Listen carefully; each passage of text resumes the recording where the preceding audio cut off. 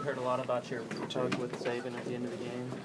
Yeah, I've done some interviews today in Patrick's show and some other ones, and we've all talked about it. So. How's his vertical? I don't know. Yeah, you get some box jumps possibly. Help out. You had a surprised look on your face. Were you surprised that he kind of did that? No. I mean, I started running towards him. I knew he was. That was the second time we've done that. First time was against LSU, national championship game. So I kind of knew his old self was going to jump up, so I'd catch him.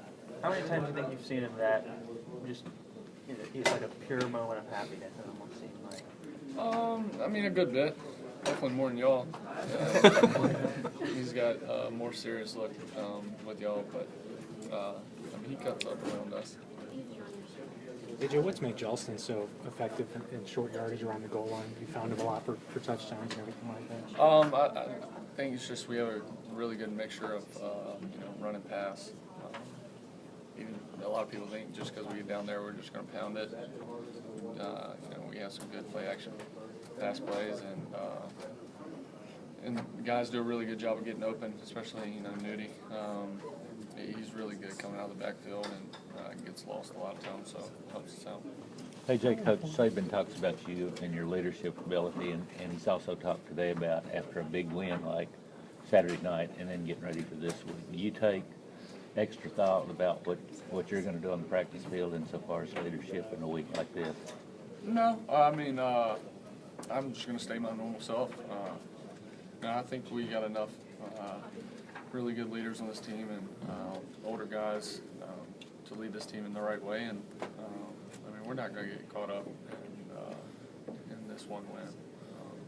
It happened to us last year, so we'll be ready to go. Yeah, what made this week such a difficult week to practice last year? Well, I mean, that last year was a lot different win, and then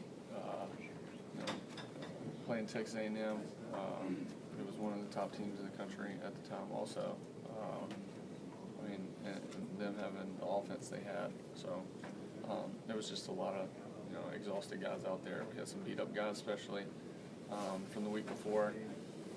LSU game, especially on offense, and there's receiver position. But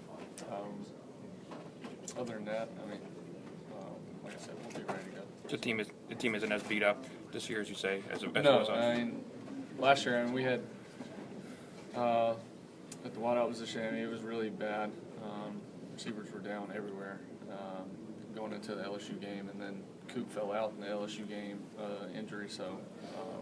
I mean, everybody's healthy now. Is this as healthy a team as you remember since you've been here at this point in the year? I can't even remember. I can't remember 3 weeks ago who was healthy, if I was healthy or what. I don't know. I mean, maybe.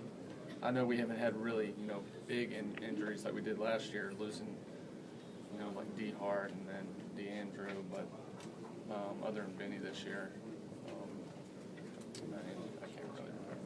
What do you remember about going to Starkville, about the bells? Yeah, I know you hear a lot of bells. I know locker room's small.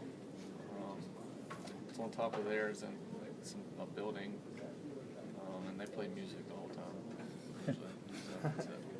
Usually I'll remember. Bad music? O.J. Howard had that long touchdown. Does he do stuff like that all the time?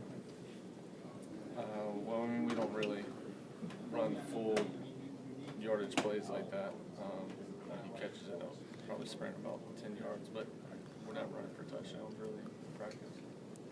Looks like Amari's got that burst back. Is he kind of back to the receiver he was last year? Yeah, I think his toes feeling a lot better, and every other nagging injury he had. But I mean, at the same time, people were worried. I mean, especially you guys were blowing it up earlier this year. He's not getting the ball enough. It's just I was just going to whatever read, whoever I thought was open. So I think it's a little bit of injury, but also people are playing different defenses now. So How big was that